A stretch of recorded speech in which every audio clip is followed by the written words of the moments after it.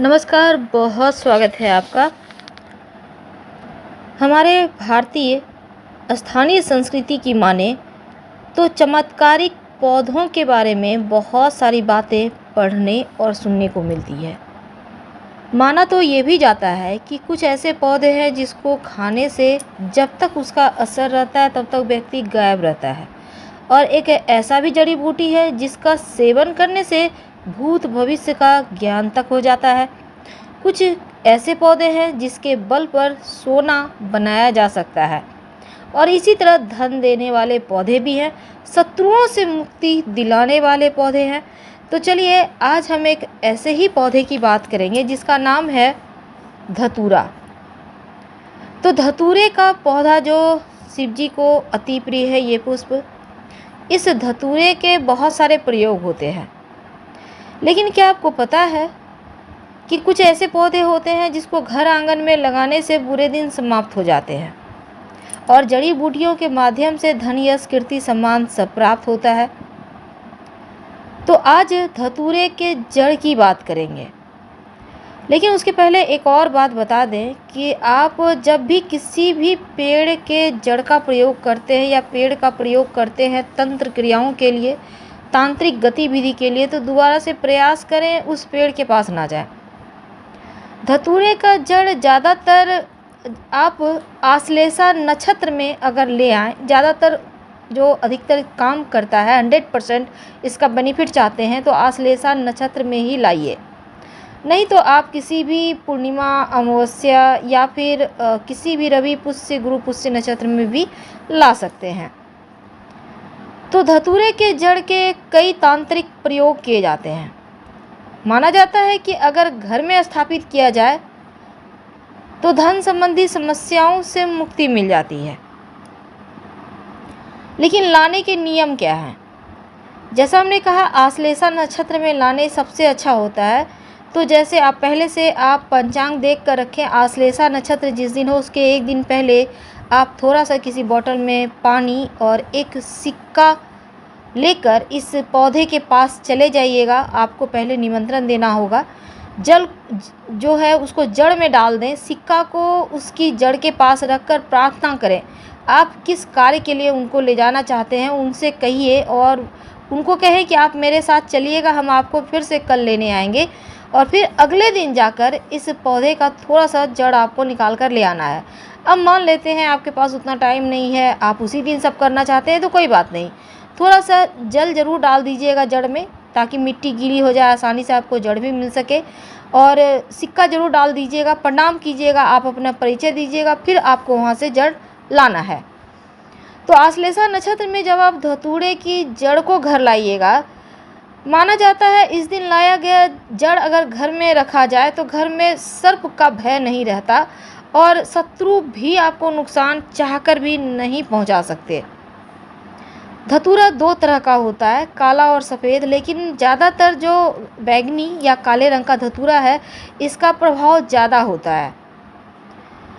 तो इसकी जड़ को आप रविवार, मंगलवार या फिर किसी शुभ नक्षत्र में भी आप ला सकते हैं, लेकिन आश्लेषा नक्षत्र में लाने का ज़्यादा महत्व है। घर में रखें तो किसी का नज़र दोष, तंत्र क्रिया असर नहीं करता, शत्रु मुक्ति मिलती है, सुख चैन बना रहता है, अपार धन की प्राप्ति होती है। माना जाता है अगर धतूरे की जड़ को, अगर आपको धन की बहुत मुश्किल है, तब आप सोमवार के दिन धतूरे की जड़ को आप पहले शिव जी को अर्पित कर दें, पास के मंदिर में भी कर सकते हैं, और फिर उसको उठाकर अपने बाएं भुजा में या कलाई में इसको आप धारण करें। बहुत सारी समस्याओं का समाधान आपको मिल जाएगा। आप वैसे अपने पर्स में भी रख सकते हैं। यदि आप किसी से आपको भय लगता है तो आश्लेषा नक्षत्र में धतूरे की जड़ को घर में लाकर ज़रूर रखिए, और जिस भी चीज़ से आपको भय लगता है वो भय समाप्त हो जाएगा। लेकिन धतूरा का पौधा घर में लगाने से क्या हो सकता है? देखिए, धतूरे का पौधा बहुत ही आसानी से घर में लगाया जा सकता है, क्योंकि ये बहुत ही शुभ है, भगवान शिव को अति प्रिय है। खास तौर पर यदि आप घर पर काले धतूरा का पौधा लगाते हैं तो बहुत शुभ माना जाता है।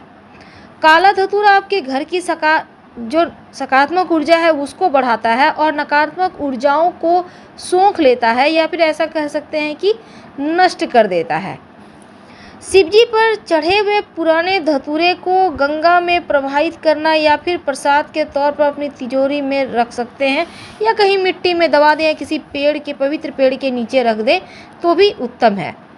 लेकिन अगर आप इसी धतूरे को घर के मुख्य दरवाजे पर लटका दें, यानी कि जो शिव जी पर चढ़ा हुआ है, और जब धतूरा पूरी तरह सूख जाए तो इसे दूसरे धतूरे से आप बदल सकते हैं। ऐसा करने से घर में नकारात्मक ऊर्जा प्रवेश कर ही नहीं सकता। सूखा हुआ धतूरा लटका हुआ ना रहने दें, बल्कि उसको चेंज करते रहें। अब सवाल ये है कि धतूरे के पौधे को घर में कहाँ लगाएं? देखिए, ज्योतिष कहता है कि धतूरे को कभी भी तुलसी के पौधे के साथ नहीं लगाना चाहिए, क्योंकि भगवान शिव को भी तुलसी अर्पित नहीं किए जाते। और साथ ही यदि आप घर में धतूरे का पौधा लगाने जा रहे हैं तो उसे पूर्व दिशा में लगाइए। इस दिशा में भगवान शिव का वास होता है और इस दिशा में बैठकर शिव जी की आराधना भी की जाती है। तो धतूरे का पौधा पूर्व दिशा में लगाएंगे, लेकिन इसको अगर आप धारण करते हैं तो धन की समस्या समाप्त होती है। घर में स्थापित करते हैं तो किसी तरह का भय नहीं रहता, मुश्किलें दूर होती है। तो धतूरे तो एक है, लेकिन इसके फ़ायदे बहुत हैं। उम्मीद है आपको जानकारी पसंद आ रही होगी। शत्रुओं से मुक्ति पाने के लिए इस धतूरे का जड़ का प्रयोग आप कैसे करेंगे? तो सिर्फ धतूरे का जड़ ही नहीं, धतूरे के पत्ते से भी वशीकरण होता है, फूल से भी वशीकरण होता है। इस टोटके को जानने के लिए चलिए जानते हैं, थोड़ा सा और आगे बढ़ते हैं। अगर आपके घर में कोई बीमार है तब आप इस जो धतूरा का जड़ है उसको ले आइए, गंगा जल दूध दही से उसको आप शुद्ध कर लें थोड़ा सा डालकर, फिर घर के पूजा स्थान पर रखें और शिव जी पर चढ़ा चरणामृत या फिर नीर थोड़ा सा उठाकर ले आएँ। आपके घर में है तो उसी को थोड़ा सा इसके ऊपर छिड़क दें और लोबान की धुनी देकर काले धागे से पीड़ित के दाहिने भुजा में बांध दें तो स्वास्थ्य की समस्या दूर हो जाती है। किसी भी तरह का तंत्र मंत्र क्रिया होगी वो भी समाप्त हो जाएगी। अगर घर में बहुत कलह रहता है तो धतूरे की जड़ का प्रयोग आप कर सकते हैं। क्या करेंगे? धतूरे की जड़ का जो भभूत है उसको जलाकर काले कपड़े में बांधें और घर के दक्षिण दिशा के अंदर रख दें, दक्षिण दिशा की तरफ। अगर आप शत्रु से मुक्ति पाना चाहते हैं तो किसी भी सोमवार के दिन धतूरे का जड़ को शिवलिंग पर अर्पित करने के बाद शिव जी से प्रार्थना करें और फिर इस धतूरे के जड़ को अपने पास रखना शुरू कर दें। यकीन मानिए, शत्रु चाहकर भी आपको कुछ बिगाड़ नहीं पाएगा। ये प्रयोग बहुत ही सरल है, लेकिन आप कर सकते हैं। हम आपसे विदा लेते हैं। वैसे वशीकरण भी प्रयोग होते हैं, पर अगले वीडियो में हम फिर बात करेंगे विस्तार से। पसंद आए तब लाइक कर सब्सक्राइब करें, अपनों से शेयर करें, कमेंट करें और हर हर महादेव जरूर लिखें। धन्यवाद।